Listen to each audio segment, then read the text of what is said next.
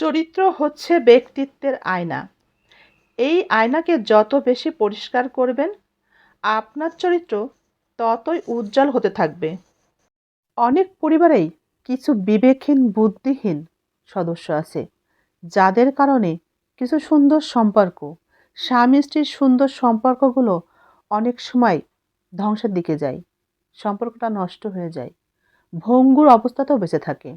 যদি স্বামী-স্ত্রীর সম্পর্কের কোনো একজন তাদেরকে প্রশ্রয় না দেয়, আশ্রয় না দেয়, তারা কিন্তু এই বিবেকহীন, বুদ্ধিহীনের মতো কাজগুলো, কর্মকাণ্ডগুলো কিন্তু করতেই পারে না। তাই তৃতীয় ব্যক্তি, স্বামী-স্ত্রীর সম্পর্কের মধ্যে তৃতীয় ব্যক্তির প্রশ্রয়, আশ্রয় একদমই দেওয়া কিন্তু ঠিক না। সে স্বামীই হোক আর স্ত্রীই হোক, নিজেদের সম্পর্ককে ভালো রাখার দায়িত্ব কিন্তু নিজেদেরই। স্ত্রী কার?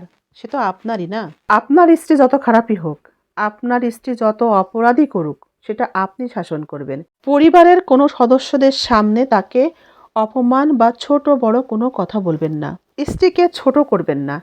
স্ত্রীকে অসম্মানজনক কোনো কথা বলবেন না প্লিজ। পরিবারের লোকজনের সামনে স্ত্রীকে কখনো অপমানজনক কোনো কথা বলবেন না। মনে রাখবেন, আপনার